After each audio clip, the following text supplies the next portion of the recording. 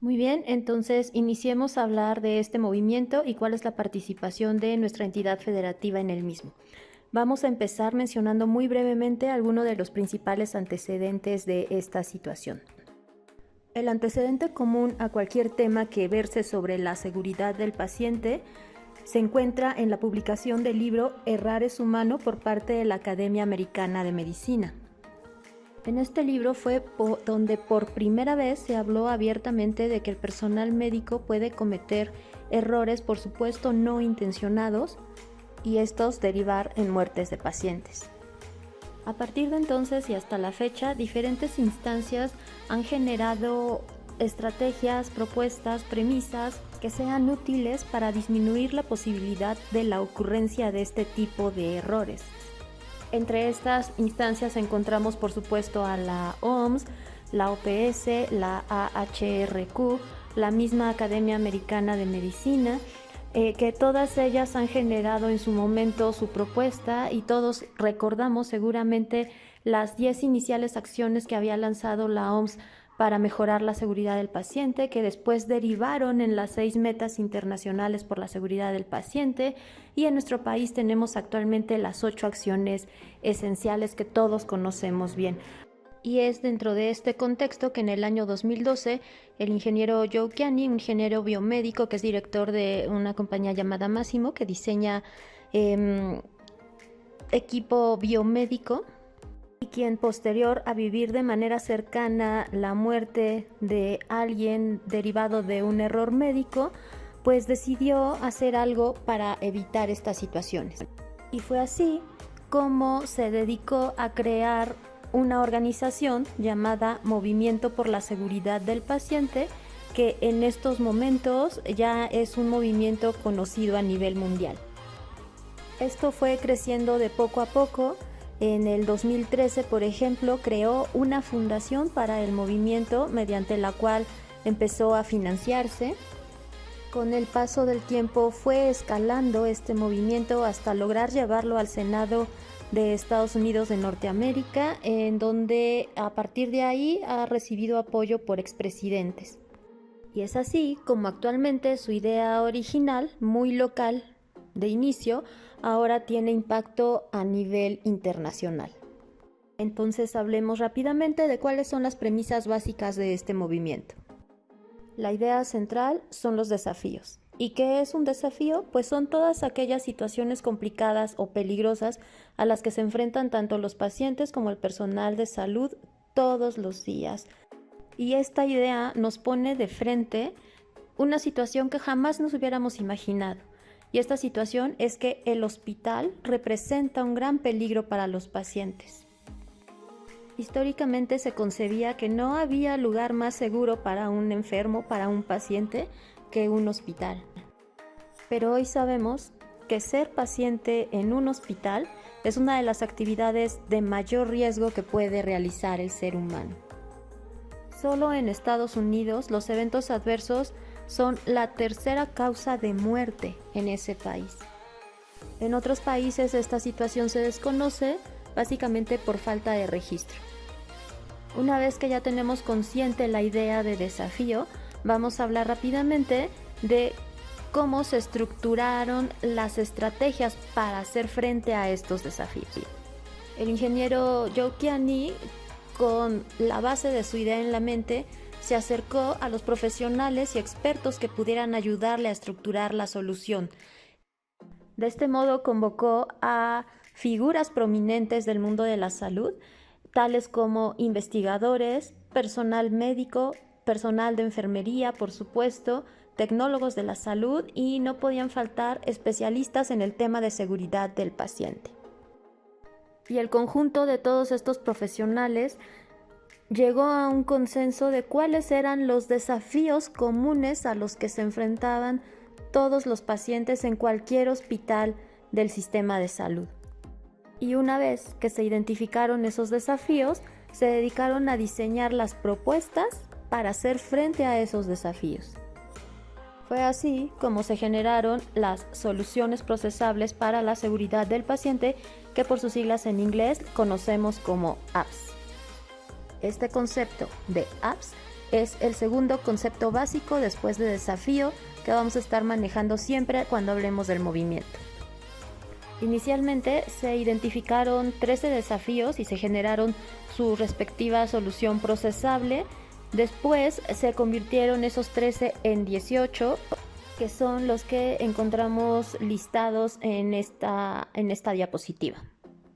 Por obvio de tiempo no vamos a mencionar uno a uno, pero si dan ustedes un vistazo rápido podrán identificar seguramente más de un evento adverso relacionado a alguno de estos desafíos de los cuales ustedes hayan podido enterarse a lo largo de su práctica profesional. Como podemos observar, algunos de estos desafíos cuentan con uno o varios subdesafíos. Por ejemplo, el desafío relacionado con infecciones asociadas a la atención de la salud tiene a su vez 6 subdesafíos, cada uno de ellos relacionados con situaciones que tenemos bien conocidas, como por ejemplo las infecciones asociadas a catéteres venosos centrales, las infecciones asociadas a instrumentación de la vía urinaria, de la vía aérea, de sitio quirúrgico, etc.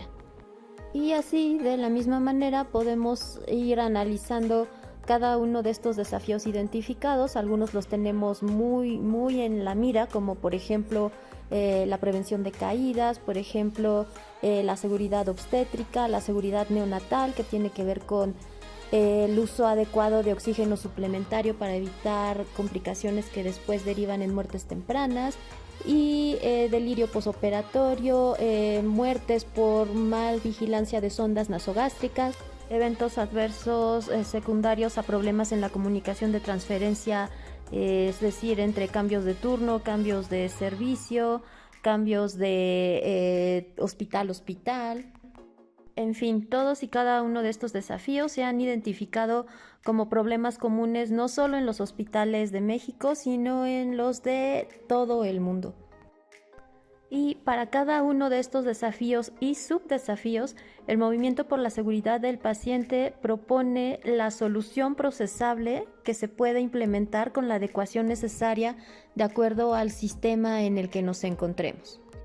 Toda la información necesaria de estos desafíos y de sus respectivas soluciones se pueden encontrar en la página oficial del movimiento, que la podemos ver en la parte inferior de esta diapositiva. Y quiero comentarles que esta página está en actualización permanente. De hecho, les mencioné al principio que inicialmente eran 13 desafíos, después se convirtieron en 18 y actualmente en septiembre de este año hubo una reestructuración total de la página, agregándose algunos desafíos más, pero además la principal característica de este nuevo diseño es que la forma de presentar los desafíos se hace más amigable no solo para el profesional de la salud, sino también para los pacientes. Y es así que ahora los desafíos ya no se presentan en un listado simple como el que vimos anteriormente, sino que se presentan por planos. Esto lo podemos ver en la imagen que tenemos en la diapositiva. Tenemos la figura de un cuerpo humano dentro de una burbuja, por llamarlo de alguna manera, y entonces de este modo tenemos 5 planos. El plano cabeza, el plano abdomen, el plano tórax, el plano cuerpo y el plano fundacional. El motivo de esta reestructuración es que cuando a un paciente se le provoca algún daño por un evento adverso, el paciente suele ubicarlo en alguna parte de su cuerpo. Por eso es que se hizo esta modificación, ya que este movimiento considera que un sistema de salud verdaderamente centrado en la persona debe abordar sus estrategias de mejora desde los ojos del paciente y de sus familiares. Entonces ahora, cuando ustedes entren en la página y le den clic a cualquiera de los planos, les va a desplegar la información de los desafíos de acuerdo a los ojos del paciente. Así, cuando le den clic al plano fundacional, les va a abrir toda la información de estos 4 desafíos. El primero es el de Plan de Estudios por la Seguridad del Paciente, que considera que a todo profesional de salud en formación debemos hablarle desde los inicios, desde sus años preclínicos, de temas de seguridad. El segundo desafío en esta lista es el de persona y compromiso familiar. El tercero es de comunicación de transferencia. Y el cuarto, pero no por ello menos importante, de hecho es el más importante, es de una cultura para una atención confiable y segura, que traducido para nuestro lenguaje médico se trata de cultura de seguridad.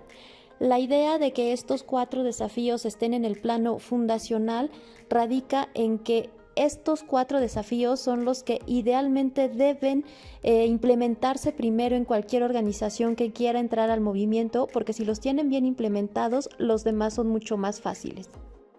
Una vez que una organización ya logró implementar estos cuatro desafíos, podrá continuar con los siguientes.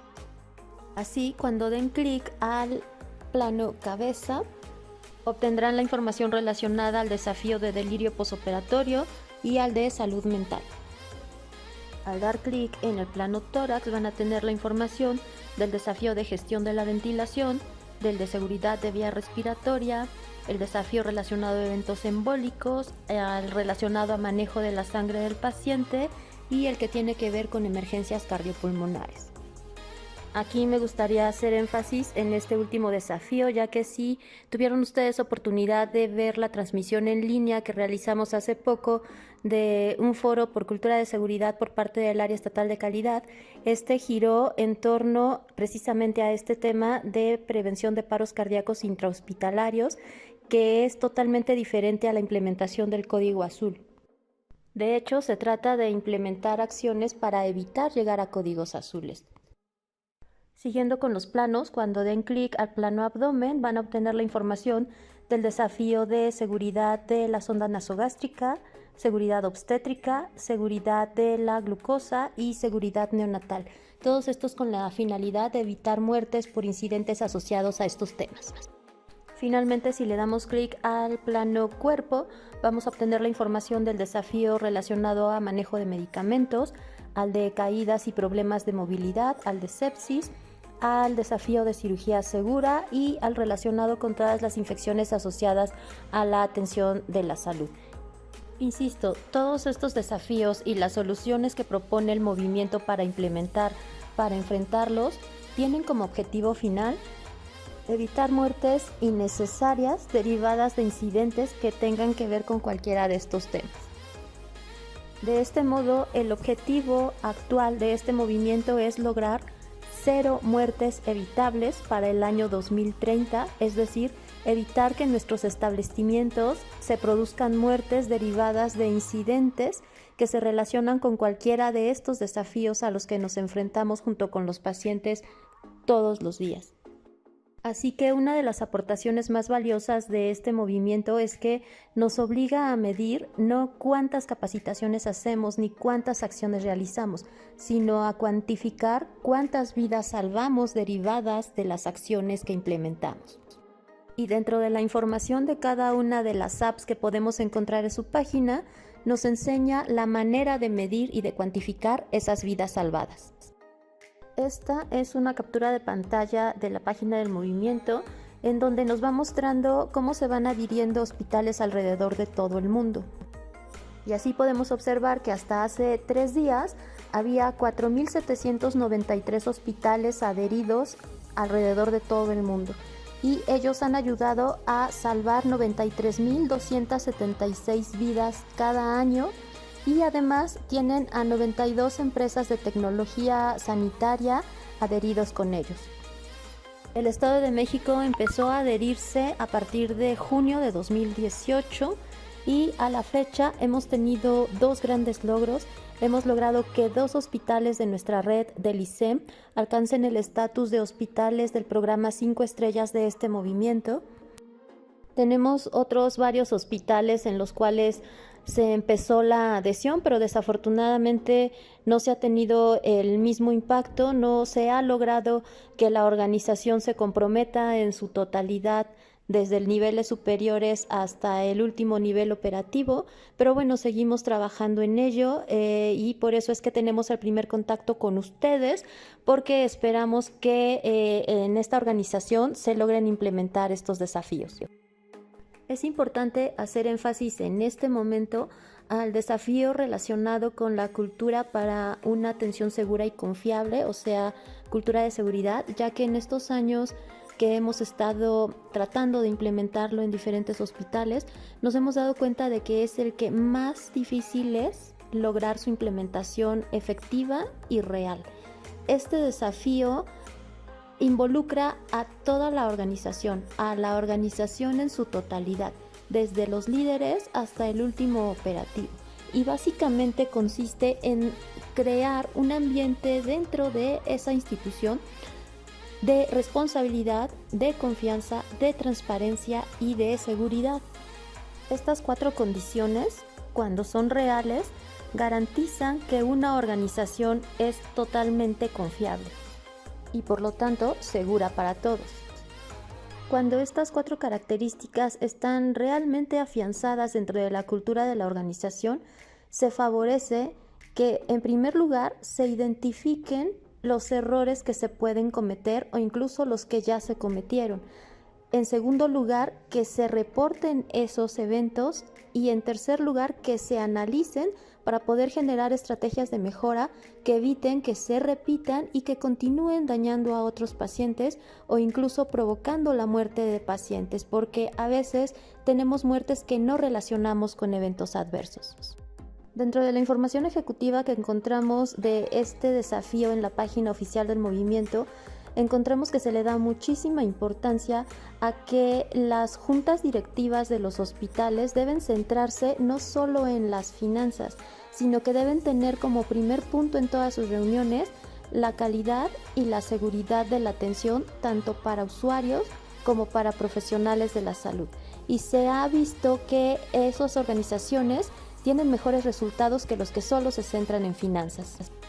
El movimiento considera dentro de las soluciones procesables para este desafío en que se mejore el tipo de comunicación que se tiene dentro de las organizaciones y para ello recomienda que se aplique la técnica de candor radical o sinceridad radical. Este tipo de comunicación es un tipo de comunicación bidireccional en el cual son tan responsables los líderes como los colaboradores. Sin entrar en demasiados detalles, esta técnica de comunicación considera que lo primero que tenemos que hacer es ubicar en qué cuadrante de tipo de comunicación nos estamos comunicando, valga la redundancia. Lo ideal es que todos nos comuniquemos en el cuadrante de sinceridad radical, pero es extremadamente raro, desafortunadamente, que alguien sepa comunicarse en este cuadrante. Lo hemos intentado incluso al interior de nuestro pequeño grupo de la línea de COCACEP del área estatal de calidad y nos hemos cachado en cualquiera de los otros 3 cuadrantes y las menos de las veces en candor radical. Con esto quiero decir que no es fácil implementar este tipo de comunicación en una organización completa. Así nos damos cuenta que no es nada efectivo darles cursos de comunicación interpersonal al personal operativo sin antes empezar por la junta directiva. Como bien dice este desafío, el principal involucrado debe ser todo el grupo líder de la organización, porque no sirve de nada implementarlo solo en las bases si no están comprometidos todos a todos los niveles. Y para eso tienen que tener bien diseñado un plan de liderazgo que permita que todos estén comprometidos de la misma manera. No se vale solo firmar, literalmente firmar un papel donde decimos que nos comprometemos, si no asumimos un papel activo. Y eso es precisamente por lo que cuesta muchísimo trabajo implementar este desafío. Espero ya hayamos detectado que no es suficiente solamente con aplicar una encuesta por la cultura de seguridad del paciente cada año. Tenemos que ir mucho más allá. En este sentido, me gusta mostrarles esta gráfica que, aunque está hecha para seguridad industrial, se relaciona muchísimo con la seguridad y el comportamiento evolutivo de la seguridad que tenemos en nuestras organizaciones. Podemos ver que pasamos por diferentes etapas en cuanto a cultura de seguridad. La primera etapa es una etapa reactiva en donde pensamos que la seguridad no es importante. Después, la siguiente etapa se llama etapa dependiente, porque entonces ya considero que la seguridad es importante, pero que la seguridad es responsabilidad de la decisión de los jefes, no mía. Después avanzamos hacia la autonomía, en donde ya adquirimos conciencia de que la seguridad es mi responsabilidad. Pero esto tampoco es tan adecuado porque no podemos andar como el llanero solitario tratando de mejorar la seguridad de manera individual.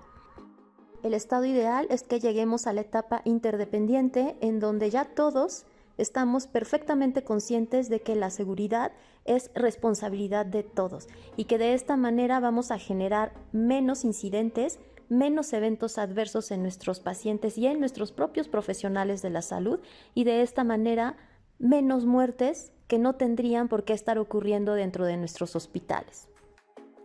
Muy bien, entonces, ¿cuál es la estrategia que diseñamos desde el área estatal de calidad para ayudar a nuestros hospitales a entrar a este movimiento internacional?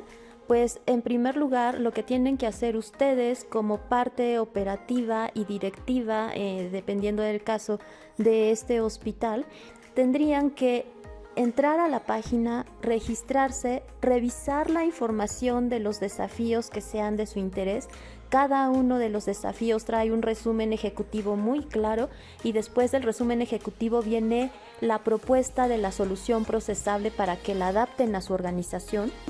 Pero obviamente, antes de pensar en implementar o en adaptar una solución procesable, lo primero que tienen que hacer es identificar el problema que tienen respecto de ese desafío dentro del hospital o dentro de su servicio o dentro de su turno, y de esa manera entonces, con el problema ya perfectamente identificado y medido, es entonces cuando pueden empezar a pensar en adaptar alguna de estas soluciones procesables. Para ayudarles en la medición de los problemas que detecten, es que tienen a su área de calidad hospitalaria. Ellos son los expertos en medir estadísticamente los problemas, pero ayudaría muchísimo y sería de mucho valor que los problemas los detecten ustedes mismos. Y así, en trabajo conjunto con su área de calidad, ir armando los siguientes pasos, que son incluirlos a los programas de mejora, etcétera, etcétera. Es importante mencionar aquí que no les conviene registrar desafíos a título individual. Deben registrarlos idealmente a nombre del hospital. Todo esto es porque los profesionales expertos en los problemas que se van a analizar y que se van a tratar de resolver, los desafíos que se van a pretender enfrentar con estas acciones, son los responsables de detectar y generar las estrategias, pero tienen que hacerlo asesorados por su área hospitalaria de calidad para que les ayude a la cuestión de la métrica, de la estadística, etcétera. Además, una vez que ya pasó por revisión de su área hospitalaria de calidad, tiene que pasar por revisión de parte de nosotros, del área estatal de calidad. Esto es porque una vez que se registran, hay que esperar la revisión del personal encargado del movimiento, y ellos tienen que aprobar ese diseño.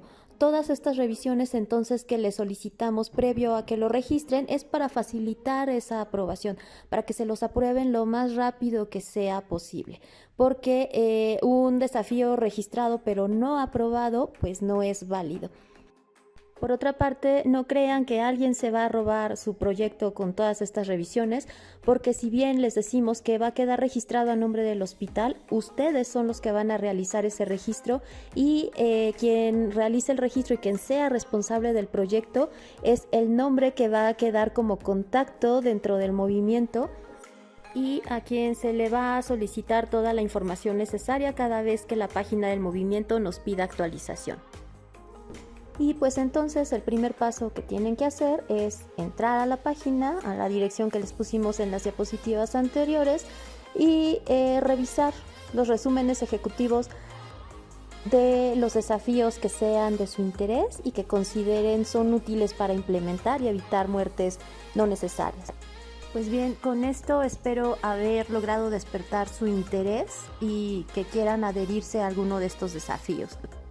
Solo recuerden que cualquier esfuerzo, por pequeño que sea, es muy importante si ese pequeño esfuerzo sirve para salvar, aunque sea una vida, de un evento adverso. Sobre todo si esa vida es la de alguien muy querido para nosotros, o inclusive es nuestra propia vida, porque en algún momento todos vamos a ser pacientes del sistema de salud. Entonces, ya para finalizar, me gusta cerrar esta plática en todos los lugares donde la doy con esta frase de Eduardo Galeano en la que define la utopía, porque yo sé que pretender lograr cero muertes derivadas de eventos adversos suena algo utópico, pero Eduardo Galeano define la utopía como tenemos aquí en la diapositiva. Él dice que la utopía está a lo lejos en el horizonte y cuando él camina 2 pasos para acercarse a ella, el horizonte se aleja más y cada vez que intenta acercarse, el horizonte se va más allá. Entonces, ¿para qué sirven las utopías? Pues para eso, para no quedarnos en el mismo lugar en donde estamos, porque siempre podemos estar mejor de lo que estamos en este momento. Y no me queda más que agradecer la invitación y el tiempo que se tomaron para escucharme. Muchas gracias.